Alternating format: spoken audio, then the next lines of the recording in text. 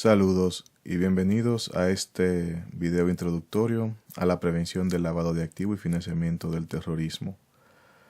Este video, como lo dice el título, es una introducción a la prevención del lavado y no una introducción a la ley en sí, a la ley 155-17. Si bien en algunas ocasiones puede que la citemos, pero no es el motivo de este video.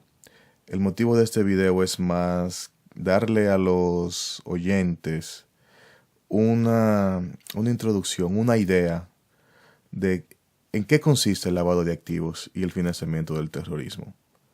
La Universidad Fernando Arturo de Meriño ofrece un curso digital más detallado sobre el tema para aquellos que una vez visto este video les genere cierto tipo de interés seguir profundizando en el tema.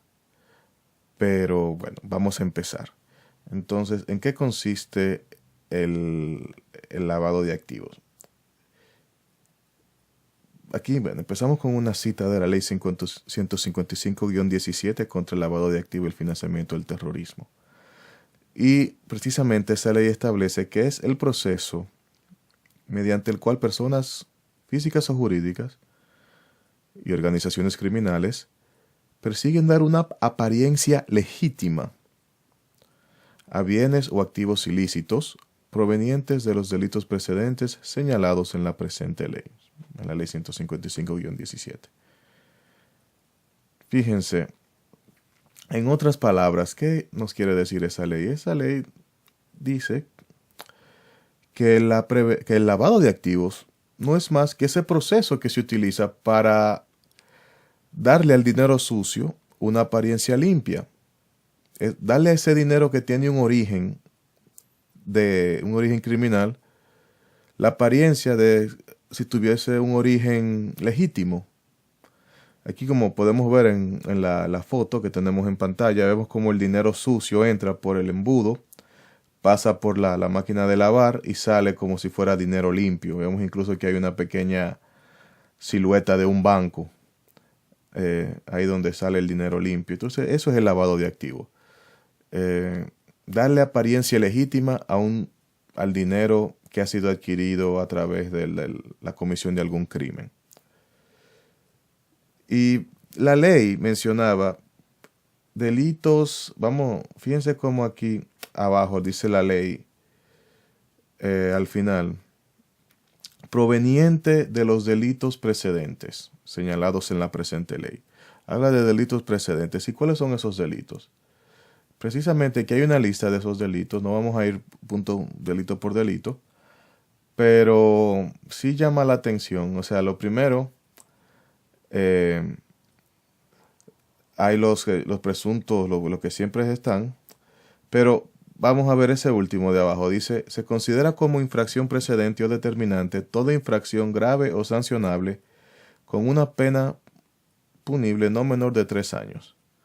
Es decir, no se limita a los delitos que dice la ley. Cualquier delito que sea punible con una pena igual o mayor a 3 años se puede considerar como un delito precedente, cuyo lucro, cuyo dinero generado puede considerarse como lavado de activos. O sea, puede considerarse como materia para lavado de activos. Entonces, entre esos delitos, fíjese que están los delitos que siempre figuran, delitos como el narcotráfico, el contrabando, la trata de blancas, lo que el famoso proxenetismo, la piratería, son delitos comunes, pero también hay otros delitos que no resultan tan comunes, como lo es el delito de la corrupción, el delito cometido por un funcionario público en el ejercicio de sus funciones. Es lo que dice la ley. Y, o sea, me imagino, o sea, la ley no especifica cuáles serían esos delitos, pero pensemos que delitos como la extorsión, la malversación de fondos, el fraude, la prevaricación, todos esos pueden ser considerados como delitos precedentes para la comisión de lavado de activos. Asimismo, también el delito tributario, que se considera un delito precedente de acuerdo a la ley.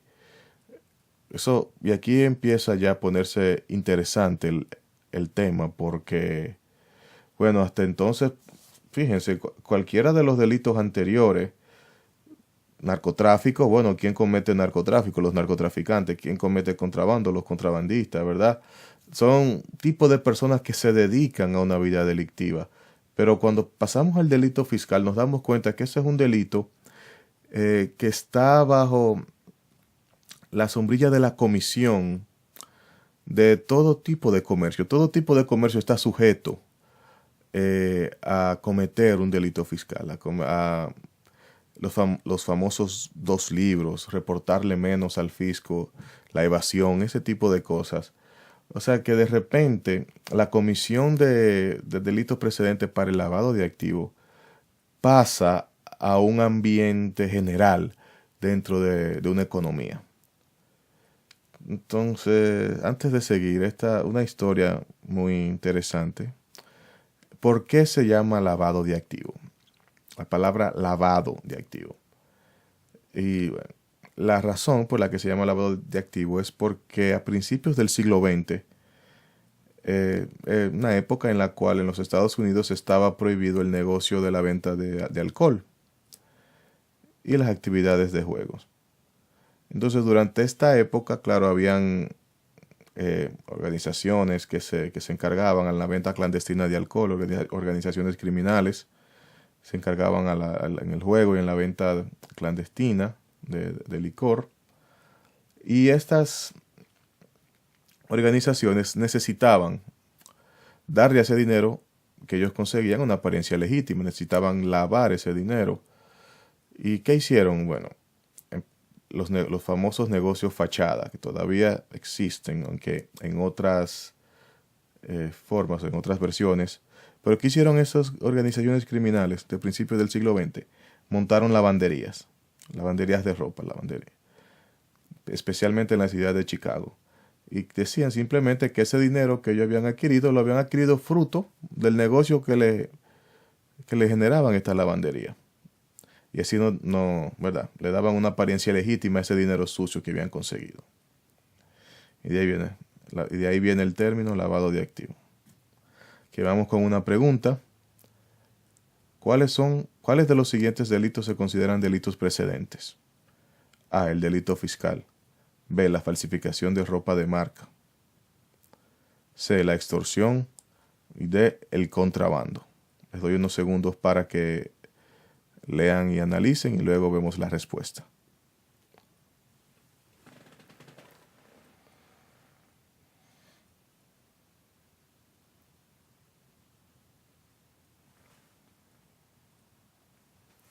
La respuesta, como ven, todas las anteriores, tanto el delito fiscal como la falsificación, que es parte de lo que es la piratería, la extorsión y el contrabando, se consideran delitos precedentes para la comisión de lavado de activos. Consecuencias del lavado de activos. De acuerdo con la División de Drogas y Crimen de la ONU, se estima que el total de dinero lavado globalmente en un año se encuentra entre el 2 y el 5% del PIB global. Es decir, entre 800 billones y 2 trillones de dólares. Eso trae consigo, claro, consecuencias económicas y consecuencias sociales. ¿Cuáles son esas consecuencias? Bueno, vamos a ver. Primero las económicas. Entre las consecuencias económicas tenemos lo que es el debilitamiento del sector privado. ¿Cómo sucede esto? ¿Por qué?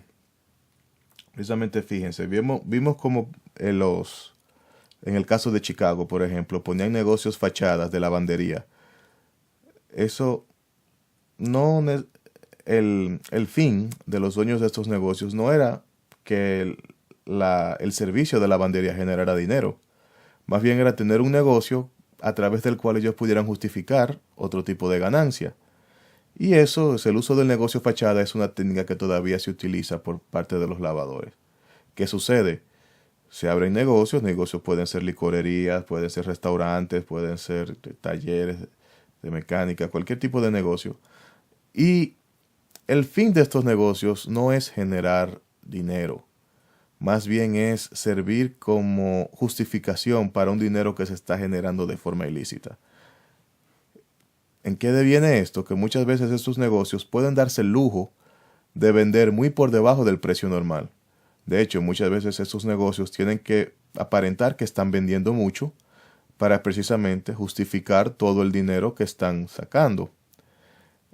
Y eso hace que, ¿verdad?, vendan a precios que no son competitivos en el mercado.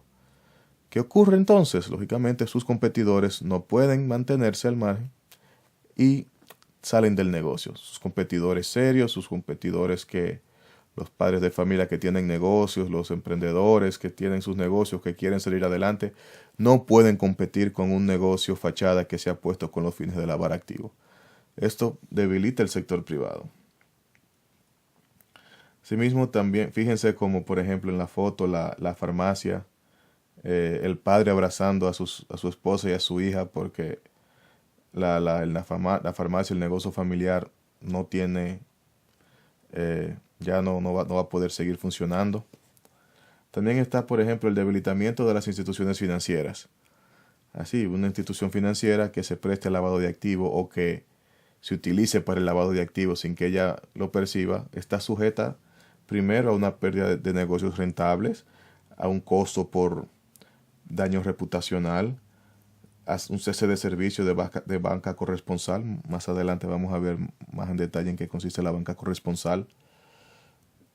Los costos que le genera pagar las multas que le sean impuestas por las autoridades por precisamente incurrir en lavado de activos, reducción del valor de las acciones de las instituciones financieras y decomiso de sus activos y pérdida de préstamos. Cuando una institución se sabe que se presta para el lavado de activos, pocas otras instituciones quieren hacer negocio con ella. Pierde su liquidez en el mercado. También están la pérdida de ingresos por impuestos. La mayoría de los ingresos que el dinero de lavado de activos nunca se reporta. Así como la pérdida de control o errores en las decisiones relacionadas con la política económica. Debido a las grandes sumas de dinero involucradas en el proceso de lavado de activos, en algunos países de mercados emergentes, estos fondos ilícitos pueden rebajar los presupuestos gubernamentales, resultando en una pérdida de control de las políticas económicas por parte de los gobiernos o en errores de política debido a errores en la medición de estadísticas macroeconómicas resultantes del lavado de dinero. Pero además de las consecuencias económicas están las consecuencias sociales. Las dos principales consecuencias sociales, muchas consecuencias, pero vamos a mencionar solamente dos que, en mi entender, son las dos consecuencias principales. Una es el aumento del crimen y de la delincuencia. Cuando los criminales saben que el dinero generado por sus crímenes puede tener una apariencia legítima, pueden disponer libremente de ese dinero, pues entonces el crimen aumenta. Asimismo, aumenta la adicción, aumenta los enfermos de adicción a la droga, los enfermos por cuestiones relacionadas al uso de drogas, como infecciones en el corazón, infecciones en el hígado, todo ese tipo de cosas, precisamente porque los delincuentes saben que pueden vender más droga y su dinero va a adquirir una apariencia legítima. Entonces, ese es nuestro primer video. Vamos entonces a hacer una pausa aquí y dejamos esta introducción, las categorías del lavado de activos, que va a ser el tema del video siguiente. Entonces, muchas gracias y hasta entonces.